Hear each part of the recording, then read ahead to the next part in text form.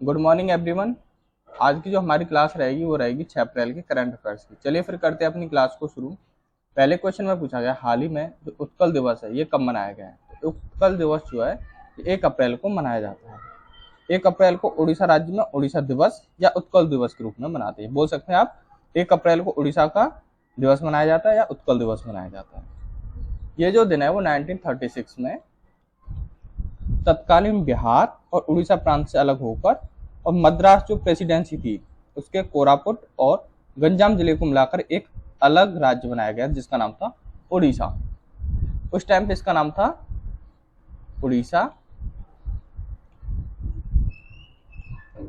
अब present time में इसका जो नाम है वो है ओडिशा। ओडिशा, पहले इसका नाम उड़ीसा था, अब इसका नाम हो गया उड़ीसा। जब ये बनाया गया था बिहार और उड़ीसा प्रांत से अलग होकर ये मद्रास जो प्रेसिडेंसी थी उसके कोरापुट और गंजाम जिले को मिलाकर ये बनाया गया था जिसका नाम रखा गया था राज्य का उड़ीसा।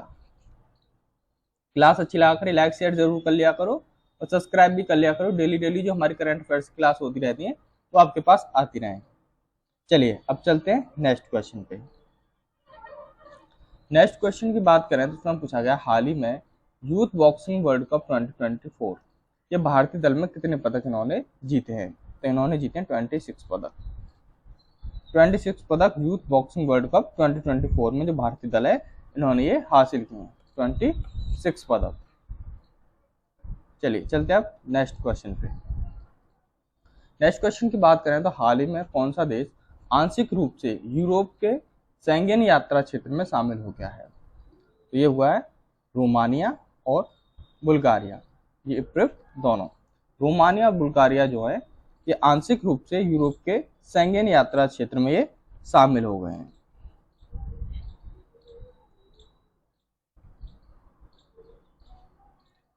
इसके बारे में बात करें तो ये यूरोपीय संघ के साथ दोनों देशों के एकीकरण में एक महत्वपूर्ण कदम से माना जा रहा है। जो कि रोमानिया और बुल्गारिया के एक महत्वपूर्ण कदम माना जा रहा है दोनों देश के एकीकरण के लिए।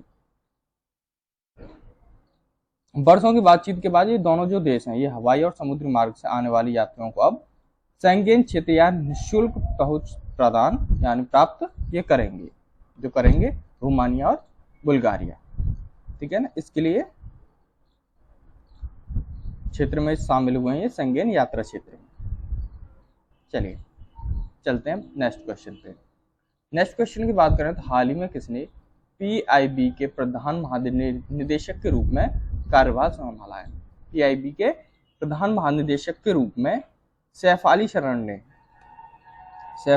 ने अपना जो कार्यभार है ये संभाला, जो कि आपको इस इमेज में नजर आ रहा है। चलिए अब जान लेते हैं इससे जुड़े हुए और भी करंट अफेयर्स की बात करें तो हाल ही में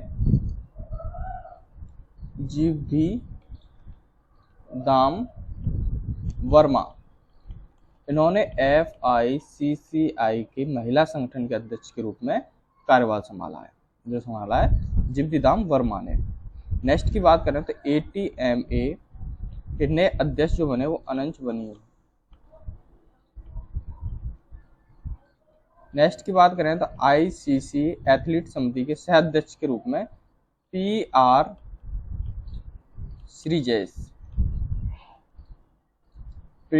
श्रीजेश जो है ये बने FIH एथलीट समिति के।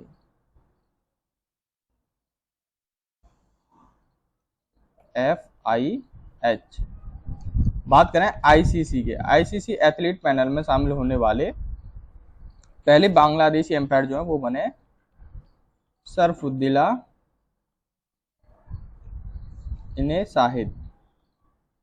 ये ICC एथलीट पैनल में शामिल होने वाले पहले बांग्लादेशी एम्पायर हैं। नेक्स्ट की बात करें तो बैंक ऑफ महाराष्ट्र के MD और CEO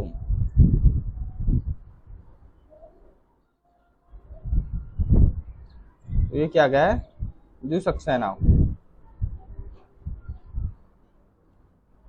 नियुक्त तो इन्हें किया गया है। चलिए चलते अब नेक्स्ट क्वेश्चन पे। नेक्स्ट क्वेश्चन की बात करें तो हाल ही में किसे न्यू इंडिया इंश्योरेंस के अगले CMD के रूप में चुना गया है। ये चुना गया है सुब्रा अग्रवाल को। शुभ्रा अग्रवाल जो है वो न्यू इंडिया इंश्योरेंस के अगले CMD के रूप में इन्हें कार्यभार संभालेंगे, इसके लिए इन्हें चुना गया है। चलिए जान लेते हैं हाल ही में और किस किस को चुना गया है। तो ऋतुराज अवस्थी को,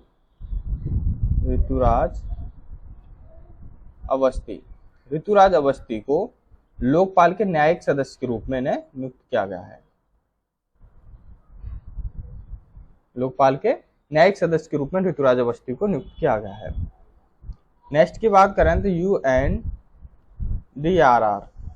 UNDRR के सहायक महासचिव के रूप में कमल किशोर को नियुक्त किया गया है। कमल किशोर को नियुक्त किया गया है UNDRR के सहायक महासचिव के रूप में। नेक्स्ट की बात करें तो सदानंद दांते को NIA के प्रमुख के रूप में नियुक्त किया गया है। NIA के प्रमुख के रूप में इन्हें नियुक्त किया गया है। नेक्स्ट की बात करें तो हंसा जो मिश्रा है, इनको UPSC के निदेशक के रूप में नियुक्त किया गया है। UPSC के निदेशक के रूप में हंसा मिश्रा को नियुक्त किया गया है। चलिए चलते हैं अब नेक्स्ट क्वेश्चन पे। नेक्स्ट क्वेश्चन की बात करें तो हाल ही में कहाँ RBI ने 90 समारोह आयोजित किया है। अपना 90वां समारोह जो वो आयोजित किया गया है, तो ये किया गया था मुंबई में भारतीय रिजर्व बैंक यानी कि RBI ने अपना 90वां समारोह जो है आयोजित किया था, यानी कि 90वीं वर्षगांठ जो है इस समारोह जो है इसका आयोजित किया था, जो कि प्रधानमंत्री द्वारा संबोधित किया गया था। चलिए चलते अब नेक्स्ट क्वेश्चन पे। नेक्स्ट क्वेश्चन की बात करें तो हाल ही में सीताराम मीणा को किस देश के भारत का अगला राजदूत के रूप में नियुक्त किया गया? सीताराम मीणा को तो इन्हें किया गया नाइजर के सीताराम मीणा को भारत के अगले राजदूत के रूप में नियुक्त किया गया है। क्या आपको इसमें नजर आ रहे हैं? चलिए जान लेते हैं हाल ही में और किस किस को राजदूत नियुक्त किया गया है। इससे जुड़े और भी करंट अफेयर्स की बात करें, अभय ठाकुर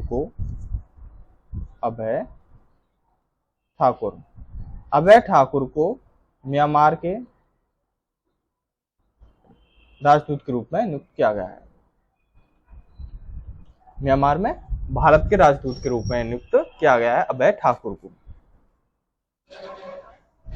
नेक्स्ट की बात करें तो विनय कुमार को रूस में भारत के अगले राजदूत के रूप में नियुक्त किया गया है। ये रूस में इनकी नियुक्ति की गई है विनय कुमार की। नेक्स्ट की बात करें तो दिनकर अस्थाना की गाम्बिया में भारतीय उच्चायुक्त नियुक्त इन्हें किया गया है, जो किया गया दिनकर अस्थाना को। चलिए चलते अब नेक्स्ट क्वेश्चन पे। नेक्स्ट क्वेश्चन की बात करें तो हाल ही में WHO ने कोरोना वायरस की निगरानी के लिए कौन सा वैश्विक जो लैब नेटवर्क जो है वो लॉन्च किया है? तो ये किया गया है कोविनेट जो है वो WHO ने कोरोना वायरस की निगरानी के लिए एक वैश्विक लैब नेटवर्क जो है ये लॉन्च किया है, जो किया गया है WHO द्वारा, वर्ल्ड हेल्थ ऑर्गेनाइजेशन द्वारा। चलिए चलते अब नेक्स्ट क्वेश्चन पे। नेक्स्ट क्वेश्चन की बात करें तो हाल ही में किसने T20 क्रिकेट के विकेट में पीछे 300वां जो कैच है वो पकड़कर नया रिकॉर्ड बनाया है, यानी 300वां कैच पकड़कर नया रिकॉर्ड बनाया है T20 क्रिकेट में। तो ये बनाया है MS धोनी ने T20 क्रिकेट में पीछे जो 300वां जो कैच पकड़कर इन्होंने नया रिकॉर्ड जो वो हासिल कर लिया है। चलिए चलते अब नेक्स्ट क्वेश्चन पे। नेक्स्ट क्वेश्चन की बात करें तो हाल ही में ओपन AI किसके साथ मिलकर AI सुपर कंप्यूटर स्टारगेट विकसित करेगा? AI जो होता है वो होता है आर्टिफिशियल इंटेलिजेंस, जो कि एक नई टेक्नोलॉजी आई हुई है। इस पर काफी फोकस किया जा रहा है, इसके माध्यम से काफी नई चीज देखने को मिल रही होंगी आपको, जो कि आर्टिफिशियल इंटेलिजेंस का उपयोग करके बनाई जा रही है। तो ये किसके साथ किया गया है? तो ये किया गया है माइक्रोसॉफ्ट के साथ। माइक्रोसॉफ्ट ने ओपन एआई के साथ मिलकर एआई सुपर कंप्यूटर स्टारगेट विकसित करने का निर्णय लिया है इन्होंने। चलिए अब चलते हैं नेक्स्ट क्वेश्चन पे। नेक्स्ट क्वेश्चन की बात करें तो हाल ही में आईएएफ ने कौन सा 10 दिवसीय जो युद्ध अभ्यास है वो शुरू किया है? जो आईएएफ के द्वारा 10 दिन के युद्ध अभ्यास जो है वो स्टार्ट किया गया है, ये किया गया गगन शक्ति। गगन शक्ति जो युद्ध अभ्यास है ये 10 दिन के लिए चलेगा, जो कि आईएएफ के द्वारा आयोजित किया गया है, जो कि सबसे बड़ा हवाई सैन्य अभ्यास है ये गगन शक्ति 2024 का। अगर पूछे सबसे बड़ा हवाई सैन्य अभ्यास कौन सा था तो गगन शक्ति 2024 है, जो कि 10 दिन के लिए चला था। ये युद्ध अभ्यास जो है वो देश के सभी वायु जो सेना स्टेशन है उनकी भागीदारी इसमें रहेगी इस अभ्यास में, ठीक है ना। चलिए चलते हैं नेक्स्ट क्वेश्चन पे। नेक्स्ट क्वेश्चन की बात करें तो हाल ही में किसे हॉकी इंडिया अवार्ड 2023 से hockey player of the year चुना गया है? ये चुना गया है हार्दिक सिंह, सलीमा टेटे को, उपयुक्त यानी कि दोनों को, इन दोनों को हॉकी इंडिया अवार्ड 2023 के प्लेयर ऑफ द ईयर इन्हें चुना गया है।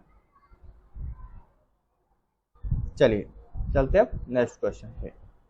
नेक्स्ट क्वेश्चन की बात करें तो हाल ही में अंतर्राष्ट्रीय बाजरा जो वर्ष है इसका समापन समारोह कहां संपन्न हुआ है? तो ये हुआ है रोम में। रोम में अंतर्राष्ट्रीय बाजरा वर्ष का समापन जो है आयोजित किया गया है। और बाजरा की बात करें तो अंतर्राष्ट्रीय बाजरा वर्ष में समापन के समारोह में FAO ने बाजरा को वैश्विक सुपरफूड जो है वो घोषित कर दिया, जो किया गया है बाजरा को वैश्विक सुपरफूड के रूप में इन्हें घोषित किया गया। अगर पूछ लिया जाता है हाल ही में AFO ने किसे वैश्विक सुपरफूड घोषित किया गया है तो बाजरा को किया गया है, ठीक है ना। चलिए चलते हैं नेक्स्ट क्वेश्चन पे। नेक्स्ट क्वेश्चन की बात करें तो हाल ही में किस राज्य की पारंपरिक पोशाक रेगनाई पर्चरा को जीआई टैग दिया गया है, यानी भौगोलिक संकेत से दिया गया है? तो ये दिया गया है त्रिपुरा के। त्रिपुरा की पारंपरिक पोशाक रेगनाई को जीआई टैग इसे दिया गया है। बात करें जीआई टैग से जुड़े हुए और भी करंट अफेयर्स के बारे में, किस किस को दिया गया है तो असम के मांजुली मुखौटे को, मांजुली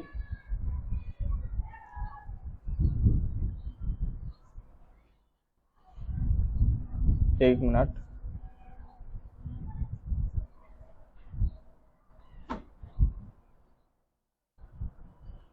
असम के मांजुली मुखौटा यह असम का था जिसे जीआई टैग दिया गया है। नेक्स्ट की बात करें तो त्रिपुरा की आदिवासी पोशाक जिसका नाम था रिशा, इसे जीआई टैग दिया गया। अगर पूछ रहे हैं कहां की है तो ये त्रिपुरा की है।